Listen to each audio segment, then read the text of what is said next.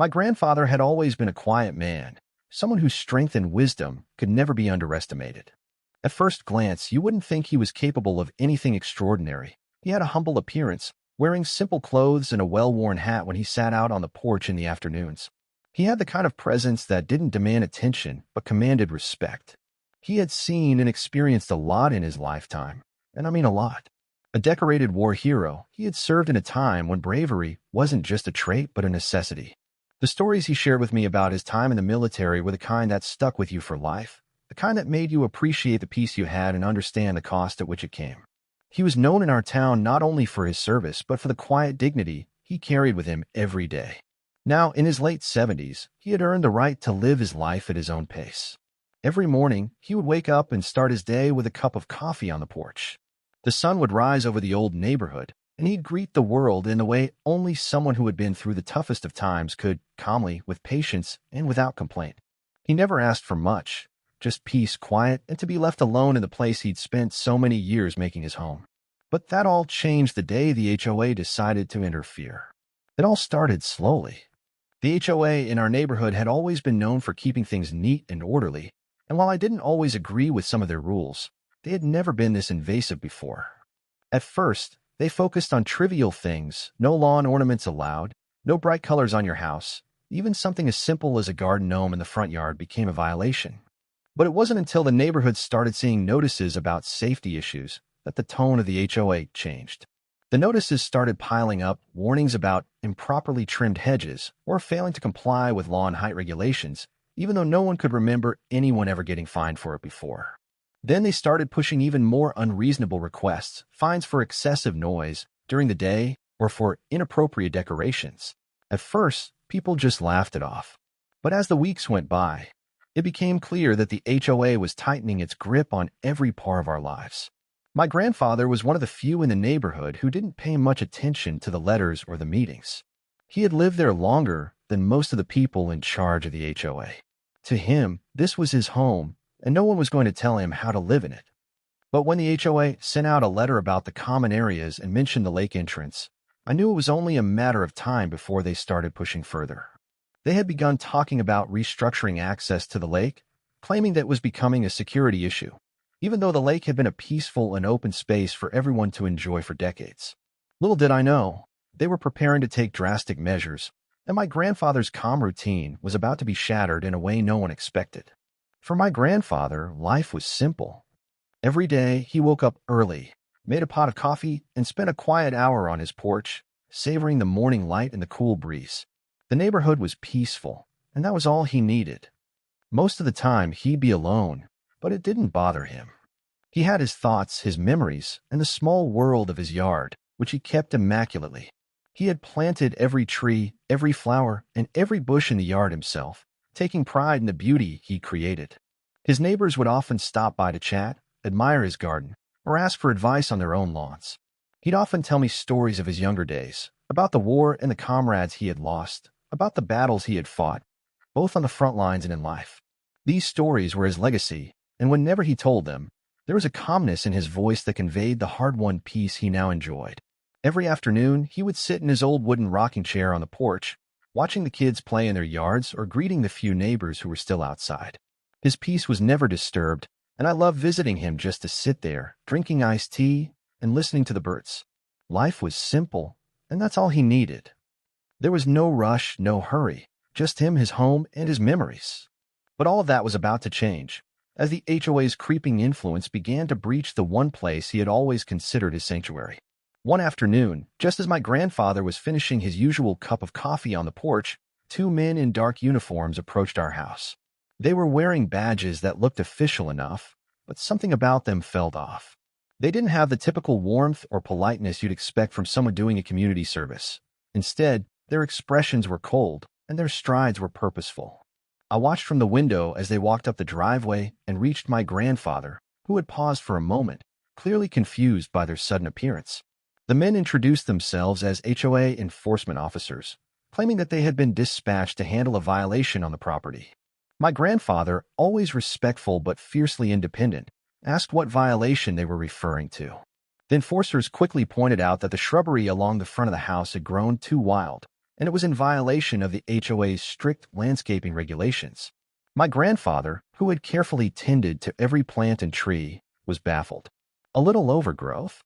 It's just some green," he said, gesturing at the thriving plants. But the enforcers weren't there to negotiate. One of them stepped forward and, in a tone that could have been mistaken for authority, ordered him to step off the porch.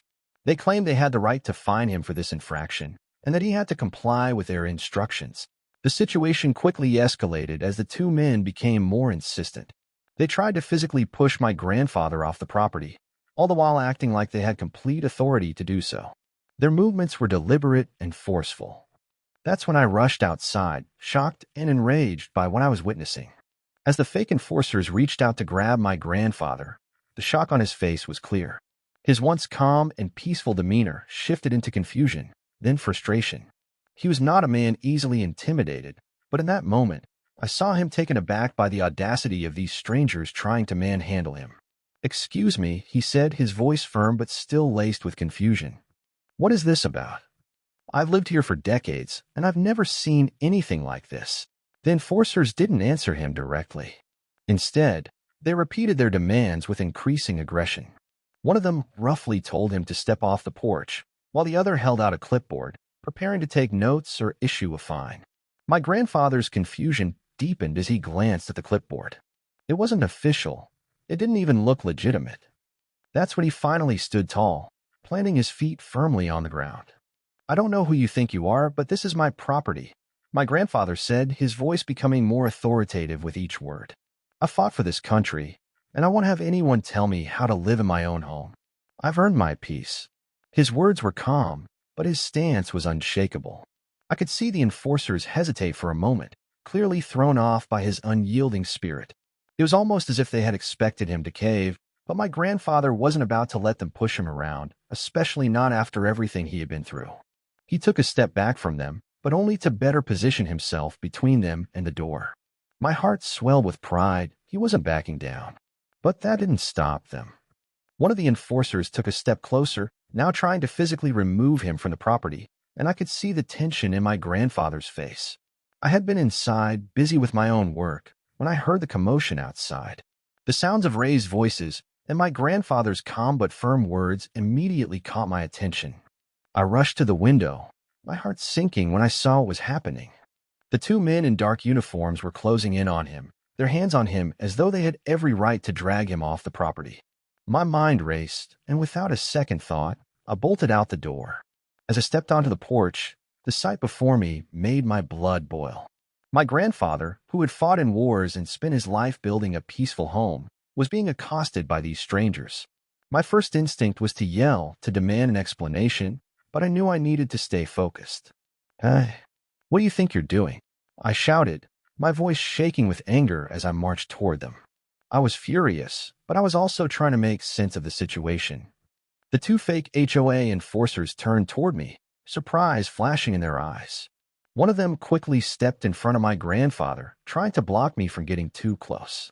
"This is none of your business," the enforcer barked, but his tone faltered when he saw the look on my face. I wasn't backing down. "This is my business," I snapped. "Get your hands off my grandfather right now." The enforcer hesitated for a moment, and in that brief second, I realized that neither of them had the right to be here, let alone touch him. They were operating without any real authority, and it hit me like a ton of bricks. My grandfather had earned the right to live in peace, and these men had no right to disrupt that. As I stood there, confronting these men, a realization hit me like a lightning bolt. The way they were acting, authoritative, but also hesitant, didn't sit right. I had never seen these two men in the neighborhood before, and something about the way they were dressed didn't seem quite official.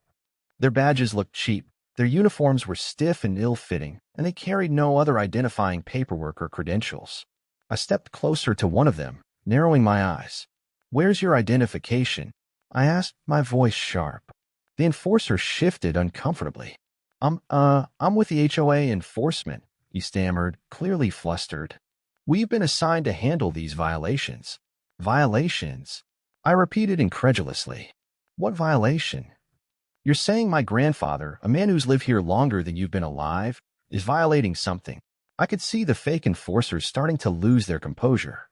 They glanced at each other nervously, and one of them mumbled something about needing to get a supervisor. But there was no supervisor coming.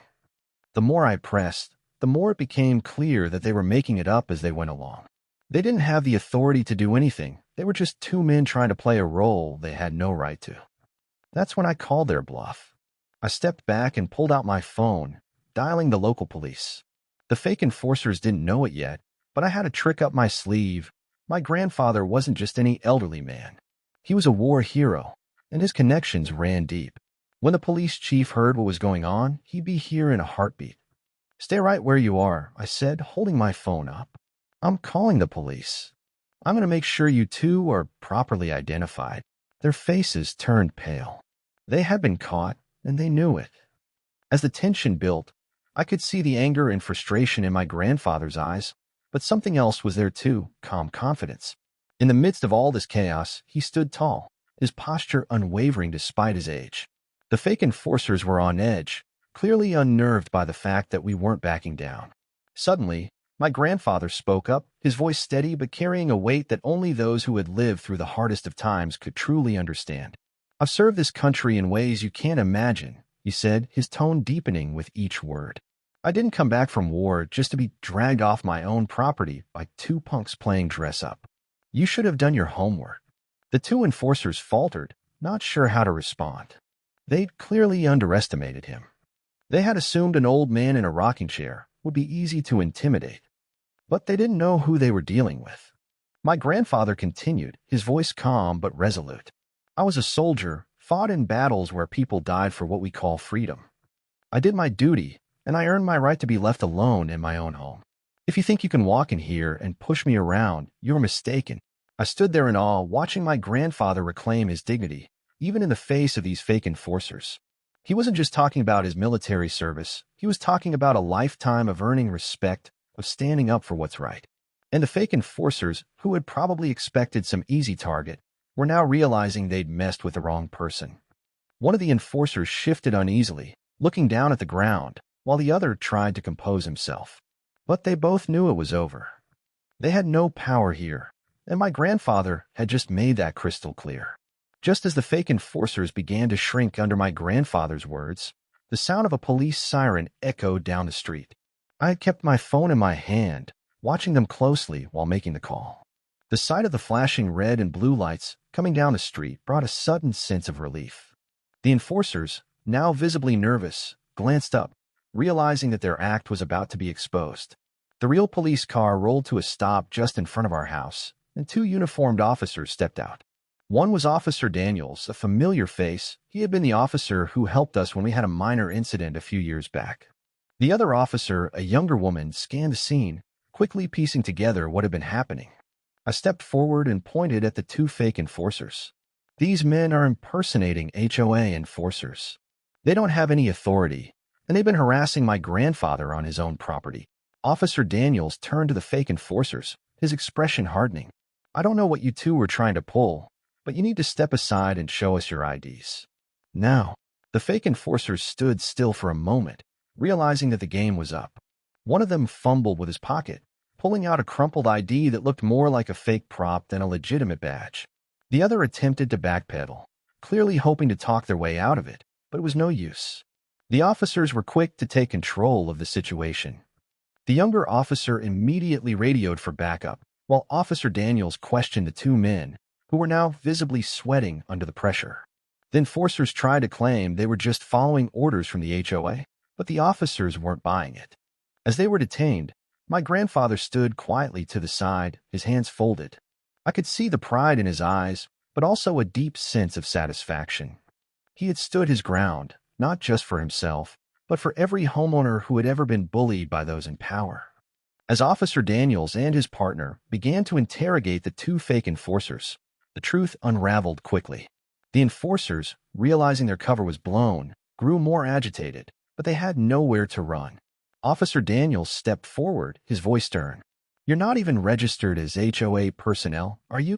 Daniels asked, staring directly at one of the enforcers. The man swallowed hard and muttered something about being hired by the HOA to take care of a few problems. "That's a lie," I said, stepping forward. "You're not working for the HOA. Those are fake badges, and you don't have the authority to enforce anything. The younger officer, still on the radio, started cross-checking the information. Meanwhile, the two fake enforcers stood motionless, now fully aware of the mess they were in. Their attempts to talk their way out of the situation were futile. There was no escaping the evidence, and the real police were here now. My grandfather, who had been standing silently by, spoke up again in that same calm, unwavering voice. I've lived here for years. This house, this neighborhood, this is my home. No one has the right to come in and threaten me or my family, especially not with these ridiculous fake enforcers. Officer Daniels nodded in agreement, turning to the enforcers. You've made a big mistake, he said. Impersonating law enforcement is a serious crime, and you're going to face the consequences of your actions. We'll take you down to the station for questioning. The two enforcers exchanged panicked glances, knowing the jig was up. As they were cuffed and led to the squad car, I couldn't help but feel a wave of relief wash over me. This wasn't just about stopping two fake enforcers, it was about standing up against the larger system of control they were representing. The arrest of the fake enforcers didn't just end with their detainment, it sent shockwaves through the entire neighborhood. News spread quickly, and soon enough, every neighbor knew what had happened. The HOA's involvement, or at least their indirect support of the situation, was now out in the open. As the weeks passed, the cracks in the HOA's power became more and more apparent. It didn't take long for residents to begin questioning the organization's true motives. The HOA had already been unpopular for its increasingly controlling and arbitrary rules, but this incident was the last straw. The idea that they had hired fake enforcers to intimidate residents was too much for anyone to ignore.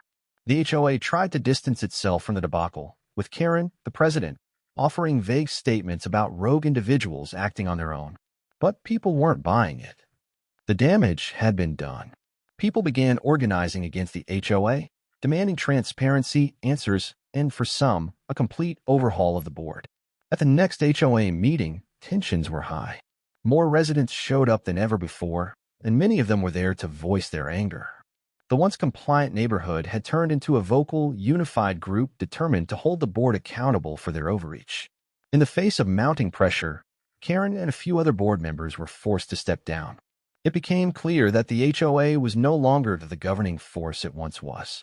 There were calls for an independent investigation into their activities, and several former members were accused of misconduct. For the first time, the neighborhood was standing up to the organization that had tried to rule their lives. In the weeks following the dramatic confrontation, my grandfather became somewhat of a local hero. The news spread far beyond just our neighborhood. The idea that a quiet, unassuming war hero had stood up to fake enforcers hired by an overreaching HOA resonated with people. It was a classic David versus Goliath story, except this time, David had the strength, dignity, and resolve of someone who had seen far more than any of us could imagine. Neighbors who had once kept their heads down began to show up at our house, offering their support. They had seen what had happened and knew that this wasn't just about the shrubbery or a random violation. It was about standing up for your rights, no matter how difficult the fight. People began talking openly about how the HOA had overstepped their bounds for too long, and more residents joined the effort to push back against their unreasonable rules. My grandfather, who had always been reluctant to seek attention, found himself at the center of it all. He didn't want the spotlight, he just wanted to be left alone in his own home.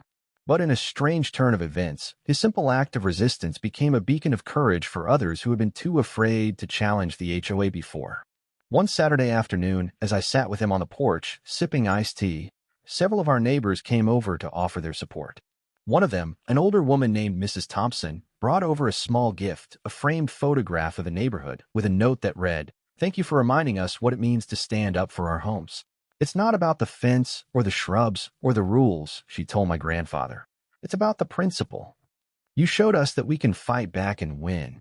My grandfather smiled softly, but there was a twinkle in his eye. "It's just about doing what's right," he said. And I've always believed in that. As the neighborhood came together to rebuild what the HOA had broken, there was a newfound sense of unity. The atmosphere shifted from fear to empowerment as residents started organizing more community events and gatherings. The HOA, now a shadow of its former self, was no longer a source of control or fear. In the end, my grandfather's strength had sparked a revolution, not just in our neighborhood, but in the hearts of everyone who had seen his courage.